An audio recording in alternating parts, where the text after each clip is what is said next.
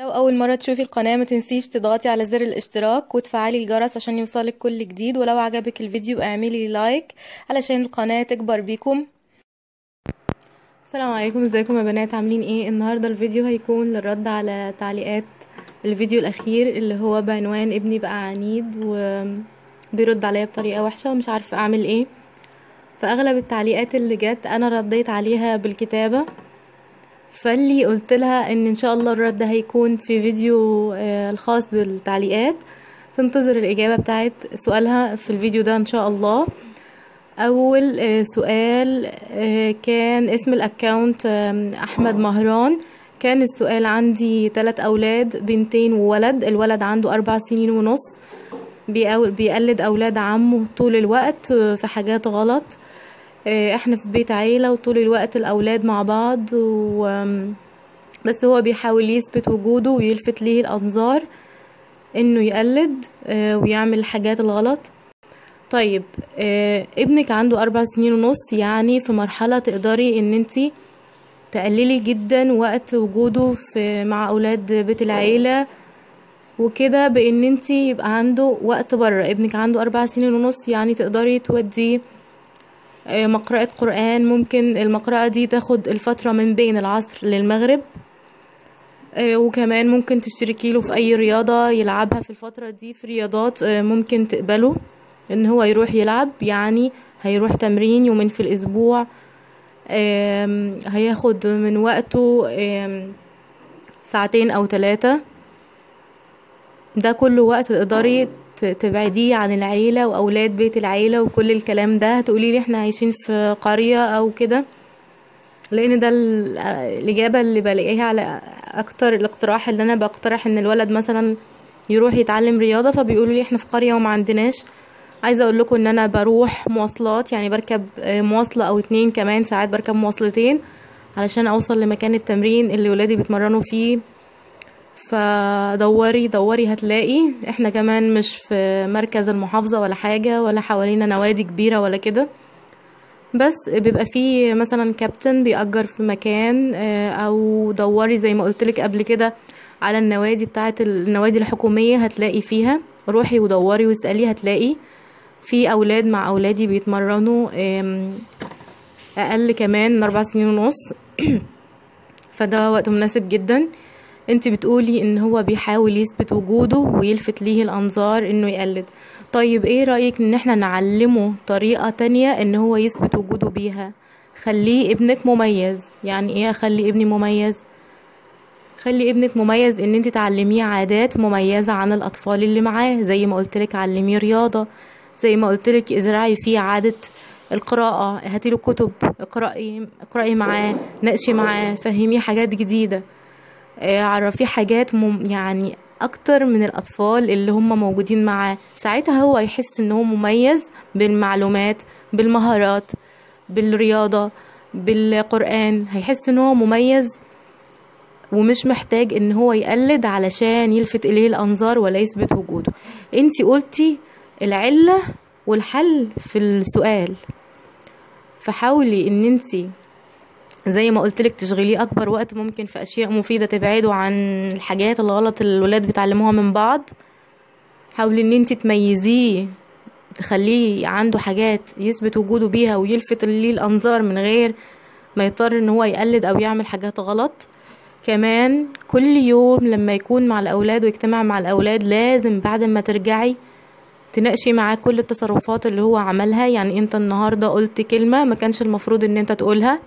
الاولاد النهاردة عملوا حاجة غلط، ليه الحاجة اللي هم عملوها دي غلط؟ وتبدأي تقنعيه ان الحاجة اللي الاولاد عملوها دي غلط. فهماني؟ لازم اول باول تعقبي على كل التصرفات، علشان الطفل لو بات لبكره هينسى اصلا وممكن السلوك يتأصل عنده. فعشان كده انت محتاجة ان انت تعلقي وتصححي كل حاجة اول باول. السؤال التاني كان من اكاونت اسمه آية براء.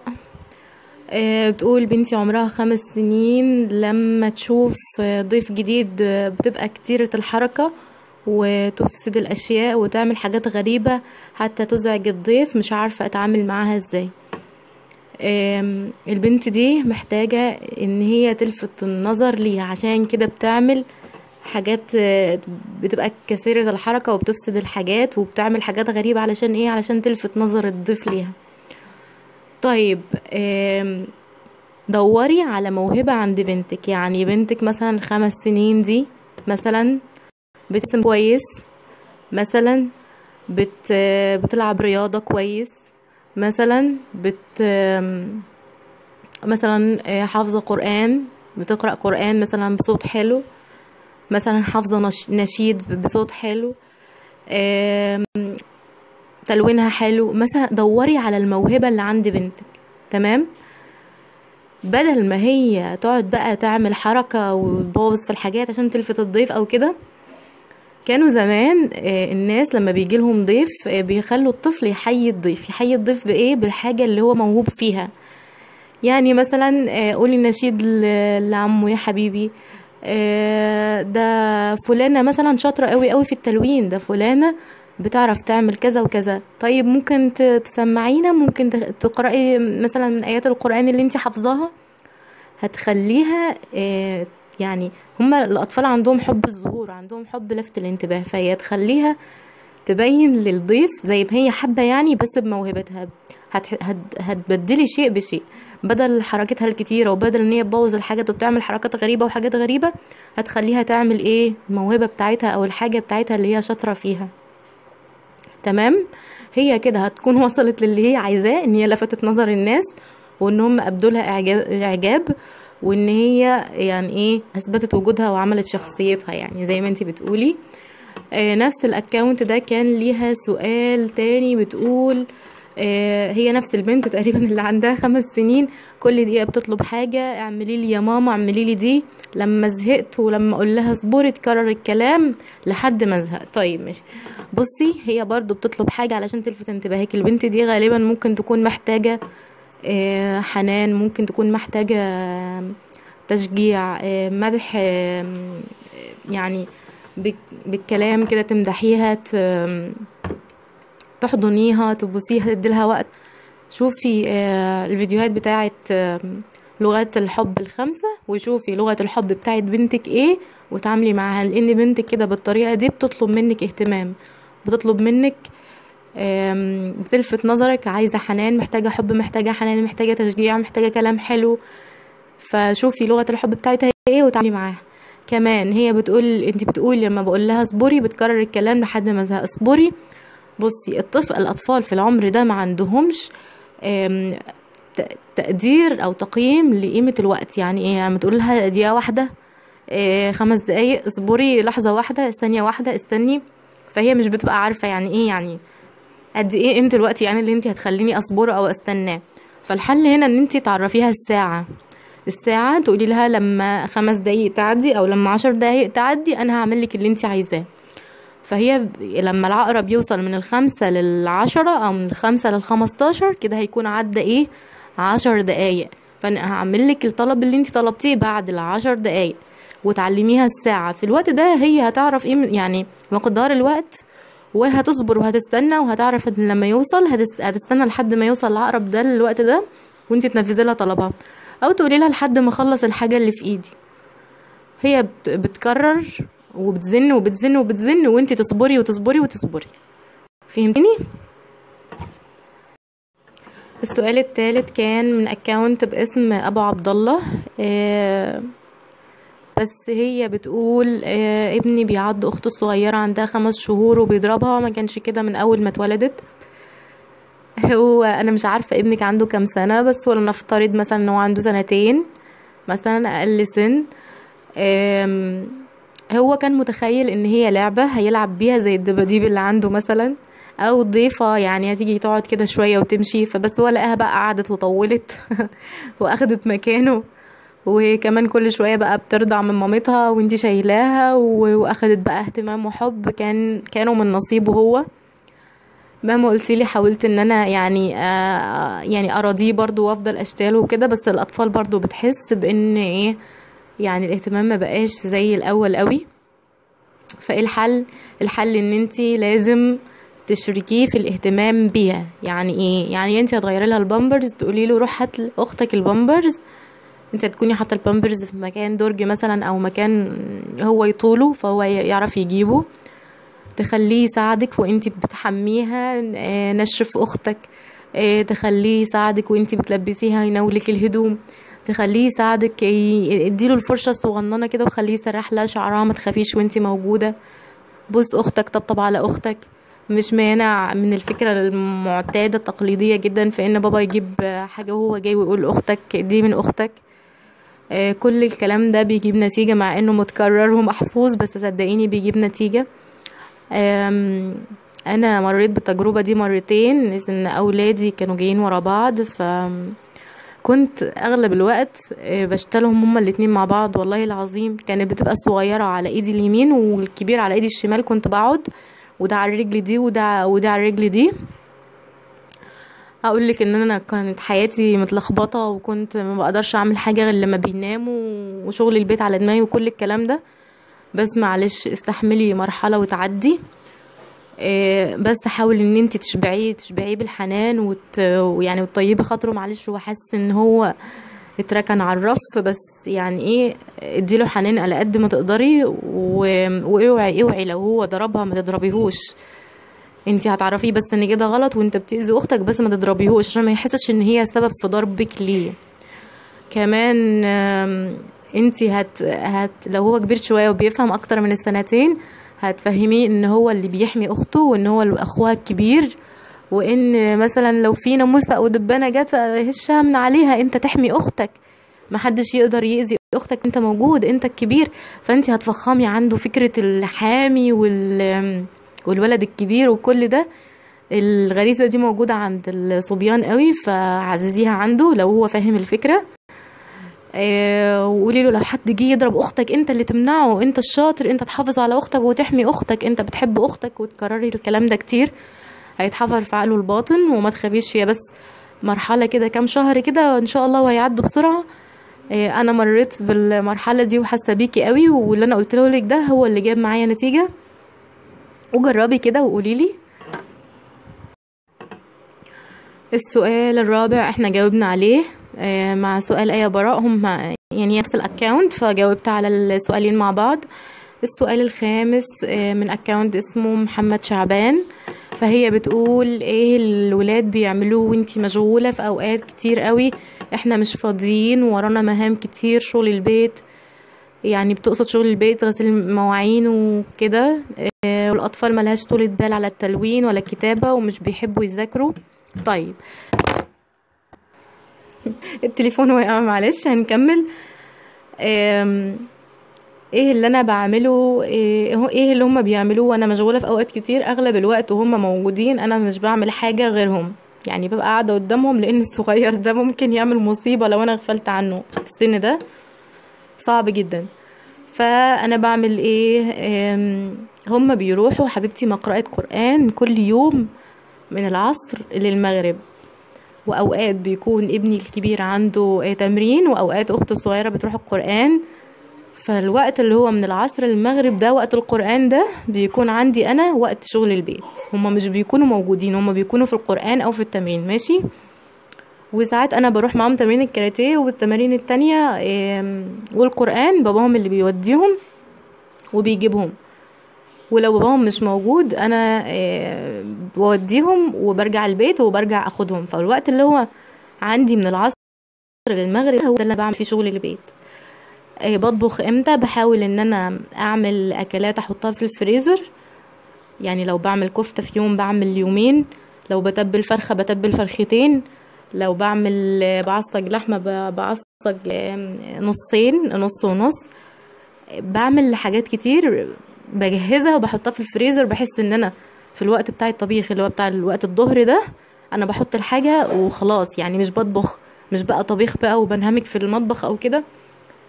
ولو عندي وقت يوم يعني بحتاج ان هو طبيخ، بأجل الساعة او نص ساعة اللي هم بيتفرجوا على التلفزيون فيها، بيكون هو ده الوقت اللي انا بطبخ فيه. تمام. هم بيعملوا ايه الوقت التلفزيون اللي بيتفرجوا عليه اللي هي القناة بتاعت ناشونال جيوغرافيك كيدز دي، فانا بكون مطمنة هما بيتفرجوا على ايه وعارفة المحتوى بتاعها، واصلا ببقى سامعة لو هم قلبوا بكون سامعة وانا في المطبخ. ابني الصغير بكون مقعداه جنبي. والاوقات التانية انا بكون فاضية، احنا بنعمل مع بعض بقى ايه، كل الحاجات اللي انتوا بتشوفوها في الفيديوهات. بنراجع قرآن، بنذاكر، بنلون، بنرسم، كل الحاجات دي انا بكون موجودة معاهم فيها. في الوقت بقى اللي هم زهقانين مش عايزين يعملوا حاجة، لو مش الوقت اللي بيتفرجوا على التلفزيون فيه، هم ليهم نص ساعة الصبح ونص ساعة بالليل، ففيشة التلفزيون بتتشغل عادي خالص، وانا بكون قاعدة مش بعمل حاجة.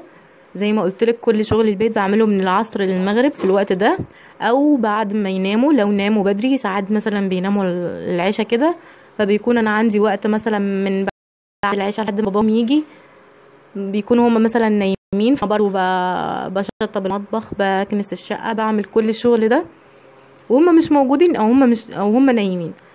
ازاي بقى انا سستمت نفسي على كده، وكلمتكم في فيديوهات كتير على ان ازاي اخلص شغل البيت بسرعة، وان ازاي اسهل على نفسي شغل البيت. وانا مش من الناس اللي هي اهم حاجة عندي ان البيت يكون بيلمع 24 ساعة، قد ما مهم عندي ان انا اكون متابعاهم واكون قاعدة معاهم. حتى زي ما قلت لك لو التلفزيون مقفول وهم بيلعبوا اي حاجة، ان شاء الله بيتنططوا في الشقة، ان شاء الله بتشقلبوا، ان شاء الله واقفين في الشباك، اي حاجة، انا بكون قاعدة على الكنبة اللي انت شايفاها دي قدامك، دي في الوقت ده بكون بحضر لنشاط احنا هنعمله، بكون بقرأ في حاجة مثلا على الجروبات بتاعت مونتسوري، او مدونات، او اي حاجة، يعني باخد افكار. وبكون قدامهم، يعني لازم اكون قدامهم، يعني ما بحبش اسيبهم اوقات انه ممكن يعملوا فيها مخاطر كبيرة جدا. فيا رب بس اكون افدتك، وانت كمان تستمي نفسك وتشوفي الوقت اللي اولادك فيه فين في القرآن واولادك بيناموا فيه، ده اللي تنظمي نفسك ان انت تعملي شغل البيت فيه بس. بعد كده معانا السؤال السادس والسابع من اكاونت اسمه ام يوسف مامات. بتقول بنتي عمرها 7 سنين وعنيدة جدا وبتحب المدرسة، لكن بتغلبني في كتابة الواجب، وهي وحيدة على 4 صبيان، وهي اتدللت، يعني دلعتها يعني. بس عاوزة اعالج الموضوع قبل ما يفلت مني، لاني بدأت اتعصب معاها. طيب بنتك دي بنوتة وانتي مدلعاها، بصي انا مش هقولك بطلي تدلعي بنتك، بنت لازم تتدلع ولازم تبقى مدللة ولازم تبقى دلوعة وكل حاجة. فهي عنيدة علشان انتي دلعتيها، ممكن تكون عنيدة عشان انتي دلعتيها، وممكن تكون عنيدة علشان هي شخصيتها قوية، فما تحاوليش تكسري شخصيتها. العنيدة دي لازم تناقشيها، تعرفي هي عنيدة ليه، يعني بتعاند معاكي في الحاجة ليه، قولي لها ليه انتي بتعملي كده ليه، واسمعيها. انتي مش عايزة تنفذي الكلام اللي انا بقوله ليه، واسمعيها، ممكن يكون عندها سبب وجيه، ويا تقنعيها يا تقنعك. عندها 7 سنين دي، يعني لسانها بتعرف تتكلم كويس جدا، بتعبر عن مشاعرها وبتعبر عن نفسها كويس جدا. فانتي ناقشيها، علميها النقاش، علميها تتكلم تعبر عن مشاعرها. عنيدة دي بسبب ايه؟ انتي متضايقة مني؟ قوليلي انتي مش عايزة تعملي الحاجة اللي انا قلتلك عليها ليه؟ ما انتيش حباها؟ طيب هي واجب لازم تعمليه علشان 1 2 3، وتقنعيها وتعلمي بنتك لغة الحوار، وتكوني انتي ديمقراطية كده، يعني لو اقنعتك تقتنعي عادي. هي بتحب المدرسة لكن بتغلبني في كتابة الواجب، في حلين. اول حاجة ان انتي تعلميها يعني ايه ساعة، زي ما قلت اكيد 7 سنين دي فاهمة يعني ايه ساعة، بس انتي تقدري لها الوقت. انت عندك واجب العربي، عندك نص ساعة من الساعة من العقرب لما يكون على 12 لحد ما يوصل لحد 6، ده الوقت بتاعك في انك تكتبي الواجب، لو انت عارفة ان هي ما عندهاش مصاعب في الواجب. تمام، من 12 ل6 انت عندك ده واجب، وتكوني عارفة ان الوقت ده كافي يعني لكتابة الواجب ده. انا هاخد منك الكراسة لما العقرب يوصل ل6. طيب ما خلصتش الواجب هتاخدي الكراسة، تمام. ما خلصتش الواجب وانت خدتي الكراسة وراحت تاني يوم من المدرسة وقالوا لها انت ما عملتيش الواجب، هي هتتعلم تاني يوم تعمل الواجب وتخلص قبل ما انت تاخدي الكراسة. الفكرة في ايه؟ في القاعدة. بس القاعدة دي نكون متفقين عليها مع بعض قبلها، وتكون هي موافقة ان نص ساعة دي وقت كافي لكتابة واجب العربي، تمام. كمان هتحفزيها ان انت بعد ما نخلص الواجب، البنوته بقى بتحب ايه، البنت بتحب تحط منوكير، البنت بتحب تعمل ماسك لشعرها، البنت بتحب تعمل ايه، دلعيها بقى حاجات البنات، يلا نعمل كيكه، هنعمل ماسك انا وانتي مع بعض، حاجات مهمه، حاجات تكون طبيعيه عشان ما تضرهاش يعني. هعمل لك ماسك لشعرك، هنعمل منوكير مع بعض، هنخرج انا وانتي او هناكل ايس كريم.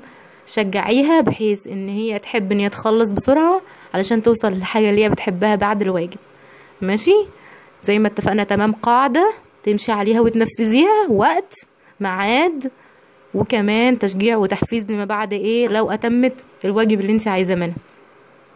السؤال التاني برضو من ام يوسف مامات، بتقول بنت اختي عمرها 3 سنين بتعمل بيبي في هدومها. انا مش فاهمه بقيه السؤال، بس غالبا هي بتقول ان هي ممكن تكون البنت بتعمل يعني الستول يعني في الحمام، بس البيبي الميه بتعمله وهي نايمه. طيب اول حاجه هتروحي تعملي لها تحليل مزرعه بول. تحليل مزرعه بول ليه؟ لان ممكن يكون عندها التهابات في المثانه، فدي اللي بتحسسها ان هي ايه، عندها احساس البيبي ده على طول، او بتعمل على نفسها. وممكن يكون عندها املاح، ودي دايما بتخليها تعمل على طول، ما تقدرش تمسك نفسها. تعملي تحليل دول او املاح ومزرعه بول، تشوفي عندها التهابات في المثانه ولا لا. دي هتعرفك. لو ما عندهاش بقى يبقى هي لسه يعني هي لسه معاها شويه لحد ال4 سنين. في اطفال بتتاخر في تعليم ان هي تمسك نفسها لحد ال4 سنين، بس كل ربع ساعه تدخليها الحمام. دي القاعده اللي انا بقولها لكم. انا مش يعني انتوا في مرحله ان الطفل بيتعلم حمام، لسه ما تعلمش. انت كل ربع ساعه لازم تعرضي عليها الحمام، مش تلاقيها كده ودخليها الحمام. انت مش هتستنيها تقولك لحد ما هي تقدر تستسلم بقى وجسمها يظبط ان هي اللي تطلب نفسها مره واثنين وثلاثه، يوم واثنين وثلاثه، خلاص انت تشيليها بقى، هتعرفي ان هي هتطلب او هتدخل بنفسها. تمام؟ كل ربع ساعه تدخليها انت بنفسك، ولما تنجح ان هي تقدر تمسك نفسها، فانت ساعتها بتدي لها مكافأة بقى وتحتفلي بيها وكل الحاجات.